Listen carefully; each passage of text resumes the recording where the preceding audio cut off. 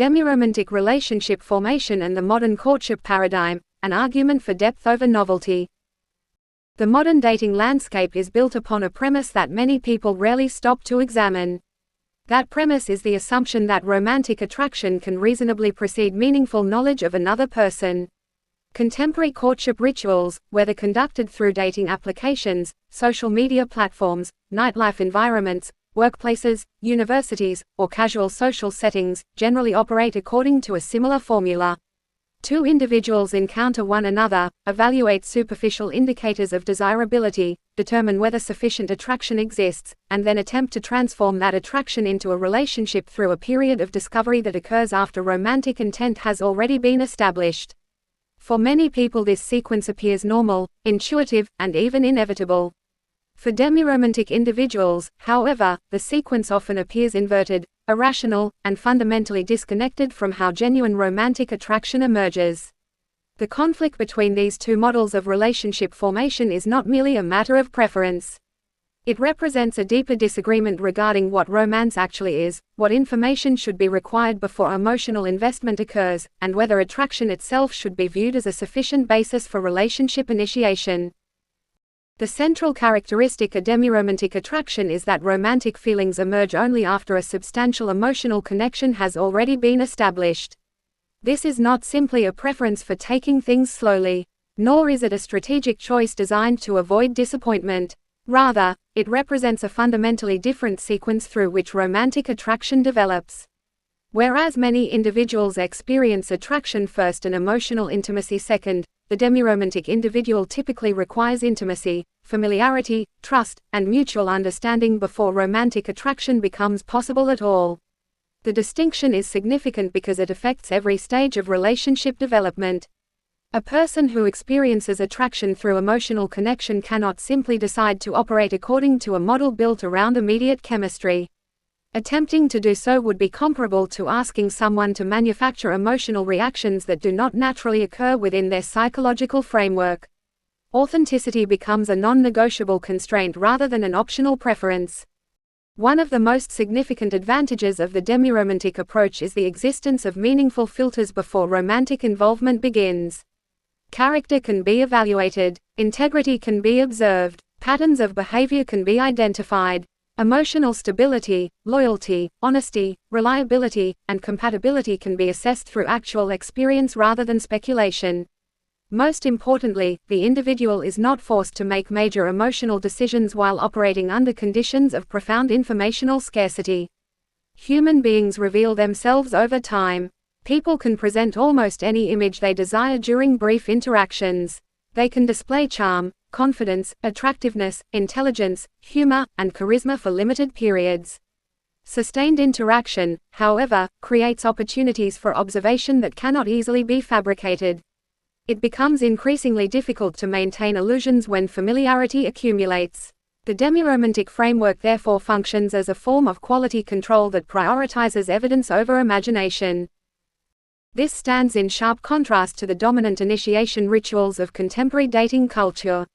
Consider the standard approach frequently encouraged in popular media. An individual notices a stranger. Physical attractiveness generates interest. A conversation is initiated. Contact information is exchanged. Romantic intent is communicated relatively quickly. Dating begins. Only afterward does the process of actually learning who the other person is commence. From a certain perspective, this sequence appears remarkably strange. It asks individuals to invest emotionally before possessing meaningful knowledge of the person in whom they are investing. It encourages commitments based primarily upon assumptions, projections, and first impressions. The reality is that most people know almost nothing about one another during the earliest stages of attraction. They know appearance. They know presentation. They know fragments of personality carefully selected for public display.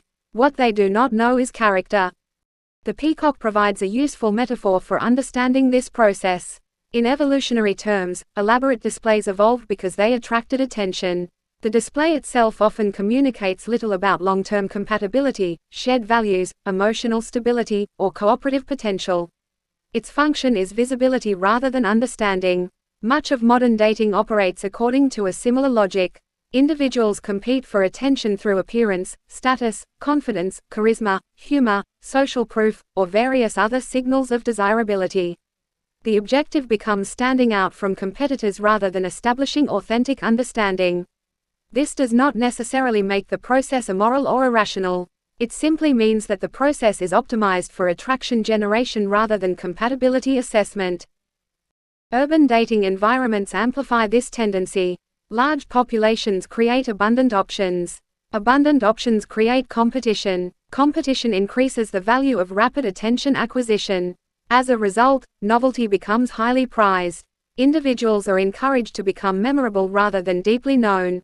The dating marketplace increasingly resembles an environment in which perception frequently outranks reality. Success often depends upon generating immediate emotional impact rather than demonstrating long-term suitability.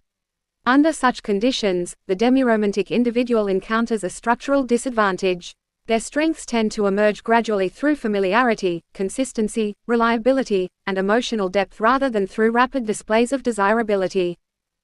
The epistemic distinction between knowing someone and merely being attracted to someone deserves special attention. Knowledge requires evidence. Attraction does not. A person who chooses a partner before knowing them cannot logically be selecting them based upon qualities that remain undiscovered.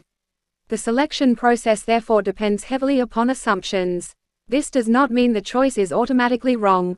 It does mean the choice necessarily contains substantial uncertainty. When someone expresses romantic interest after minimal interaction, they are often responding primarily to an internal image rather than an externally verified reality. The individual becomes partially attracted to a projection. As familiarity increases, reality gradually replaces imagination. Sometimes the transition is positive. Often it is disappointing. Many relationships fail precisely because the imagined person and the actual person prove to be substantially different entities. The demi-romantic model attempts to reverse this sequence. Instead of allowing attraction to create understanding, it allows understanding to create attraction. The distinction appears subtle but carries profound implications. Emotional investment becomes increasingly informed rather than increasingly speculative. Romantic feelings emerge after evidence accumulates rather than before evidence exists. The result is often a stronger alignment between perception and reality. Individuals become attracted to people they actually know rather than people they hope exist. Advocates of more traditional dating models may argue that chemistry itself serves as an important filter. There is truth in this observation. Attraction undoubtedly plays a role in relationship formation. However, attraction alone provides limited information regarding long-term compatibility. Many highly attractive relationships fail. Many intensely passionate relationships dissolve. Initial chemistry can facilitate connection, but it does not necessarily predict relational durability. Long-term partnership requires skills and qualities that extend beyond attraction. Cooperation, conflict resolution, sacrifice, loyalty, trustworthiness, emotional regulation, shared values, and mutual respect frequently become more important as relationships mature. The concept of deep connection introduces another area of divergence between demi-romantic and non-demi-romantic experiences. Many individuals report profound love despite experiencing attraction prior to emotional intimacy. It would be inaccurate to claim that non-demi-romantic individuals are incapable of deep attachment. However, the route through which attachment develops may differ substantially. For the demi-romantic individual, emotional intimacy is often the foundation upon which attraction is constructed. For others, attraction may serve as the bridge that eventually leads toward intimacy. Both pathways can produce meaningful relationships. Nevertheless, individuals whose attraction depends upon intimacy frequently experience frustration when cultural norms assume the opposite sequence. Evolutionary psychology provides additional context for understanding these dynamics. Human mating behavior reflects multiple competing strategies rather than a single universal blueprint. Some strategies emphasize rapid assessment and attraction. Others emphasize prolonged evaluation and investment. Throughout evolutionary history, both approaches likely possessed advantages under different circumstances. Modern environments, however, often magnify short-term signaling mechanisms. Social media, dating applications, nightlife venues, and large urban populations create conditions in which attention becomes scarce and first impressions become disproportionately influential. The result is a cultural ecosystem that frequently rewards visibility, novelty, and presentation. Relationship statistics further complicate the discussion. Large percentages of marriages ultimately end in divorce, while many non-marital relationships dissolve long before reaching long-term commitment. The precise causes vary widely and cannot be reduced to any single factor. Financial stress, incompatible values, infidelity, communication failures, emotional immaturity, and changing life goals all contribute. Nevertheless, one might reasonably argue that insufficient partner evaluation prior to commitment represents an underappreciated variable. Relationships formed primarily through attraction may occasionally discover incompatibilities only after substantial investment has already occurred. Friendship-first models potentially reduce this risk by allowing compatibility assessment before romantic escalation begins. The cost structure of modern dating deserves scrutiny as well. Contemporary courtship often places significant expectations upon initiators, particularly men. Rapid expression of interest is frequently encouraged. Confidence must be demonstrated. Attraction must be communicated. Rejection risk must be accepted. Emotional vulnerability occurs under conditions of limited information. The entire process resembles a high-stakes investment decision conducted before due diligence has been completed. For individuals whose attraction emerges slowly, the situation becomes especially challenging. They are expected to participate in rituals that assume feelings they may not yet possess. Authenticity and competitiveness become difficult to reconcile. Many demi-romantic individuals consequently experience exhaustion. They attempt to operate according to rules that were not designed around their psychology. They learn scripts. They imitate behaviors. They perform interest rather than genuinely feeling it. The outcome often produces frustration because performance can attract attention without creating meaningful connection.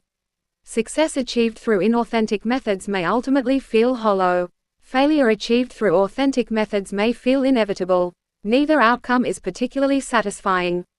Developmental stage further influences these dynamics. High school environments represent perhaps the least favorable context for demi-romantic relationship formation. Adolescence tends to prioritize novelty, social status, peer approval, physical attractiveness, and experimentation. Relationships often emerge quickly and dissolve quickly. Identity remains fluid. Emotional maturity continues developing. Under such conditions, friendship-first attraction frequently struggles to compete against immediate chemistry and social momentum. The period between approximately 25 and 35 often creates more favorable conditions. Individuals begin prioritizing long-term compatibility over excitement alone. Career development, family planning, lifestyle preferences, and value alignment receive greater attention. While attraction remains important, many people become increasingly interested in reliability and substance. The dating environment remains competitive, but the criteria used for evaluation often become more sophisticated. Demi-romantic individuals frequently find greater opportunities during this stage because emotional depth begins receiving increased recognition. Later life relationships sometimes align even more closely with demi-romantic principles. Individuals over 40 often possess extensive relationship experience. Many have witnessed the limitations of attraction-based decision-making firsthand. Stability, companionship, trust, shared values, and emotional security frequently become higher priorities. Novelty loses some of its dominance. Practical compatibility gains influence. The emphasis shifts from excitement generation towards sustainable partnership. In many respects, this resembles the evaluative process that demi-romantic individuals preferred from the beginning. Autistic individuals often encounter additional challenges navigating these systems because many courtship norms remain implicit rather than explicit. Modern dating contains numerous unwritten rules. Signals must be interpreted. Ambiguity must be navigated. Intentions are frequently communicated indirectly. Attraction is often inferred rather than stated. For individuals who prefer direct communication and evidence-based reasoning, these dynamics can appear confusing or irrational. Understanding that many people prioritize emotional impact over informational certainty can help explain behaviors that otherwise seem illogical. One common source of confusion involves idealization. Individuals frequently construct narratives about people based upon limited evidence. A few positive interactions become foundations for elaborate assumptions regarding compatibility and future potential. The resulting image may bear only partial resemblance to reality. When reality eventually emerges, disappointment follows. The demi-romantic emphasis upon familiarity acts as a safeguard against excessive idealization. By prioritizing observation over imagination, it reduces the probability of becoming attached to fictional versions of real people. Perhaps the strongest argument in favor of friendship-first relationship development involves a simple logical question. If a person would hesitate to enter a committed relationship after only a few interactions, why should they feel comfortable initiating a romantic relationship at that same stage? The amount of knowledge possessed about the other person remains essentially identical. The primary difference is that one approach acknowledges uncertainty while the other attempts to build commitment despite uncertainty. Friendship-first models do not eliminate risk, but they align emotional investment more closely with available evidence. This does not mean friendship automatically guarantees romantic success. Many friendships never become romantic. Many emotionally intimate connections remain platonic. Attraction cannot be manufactured through logic alone. Nevertheless, allowing feelings to emerge organically creates opportunities for a different kind of romance. Instead of being driven primarily by novelty, mystery, and projection, attraction develops through appreciation of a known individual. Desire becomes connected to trust. Affection becomes connected to familiarity. Passion becomes connected to genuine admiration rather than speculative possibility. A broader cultural shift toward recognizing multiple pathways to attraction would likely benefit many individuals. Contemporary discourse often assumes a relatively narrow model of romantic development. Attraction first, discovery second, commitment third, yet human psychology is more diverse than this framework suggests. Some people genuinely require emotional connection before attraction becomes possible. Others experience attraction immediately. Neither approach should be viewed as inherently superior. The problem emerges when one model becomes culturally dominant and alternative models are treated as deficiencies requiring correction. Environments that facilitate gradual familiarity may therefore offer valuable alternatives. Small communities, volunteer organizations, hobby groups, religious institutions, educational programs, professional networks, and shared interest organizations all create opportunities for repeated interaction without immediate romantic pressure. These environments allow individuals to observe one another over time.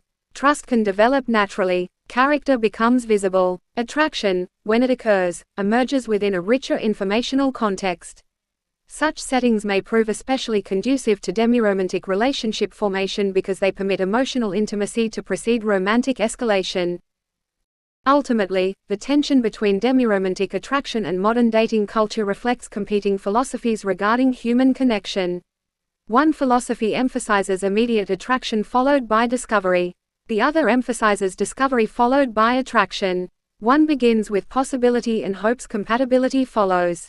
The other seeks compatibility before emotional investment occurs. Neither philosophy guarantees success. Human relationships remain complicated regardless of methodology. Yet for individuals whose attraction depends upon emotional intimacy, authenticity requires honoring the sequence through which their feelings naturally emerge. The challenge is not learning to become someone else. The challenge is finding environments, communities, and cultural expectations capable of accommodating the diversity of ways human beings form meaningful bonds. A society that values genuine connection should recognize that romance does not always begin with a spark. Sometimes it begins with trust, familiarity, friendship, and the gradual realization that someone has already become important long before attraction announces its arrival.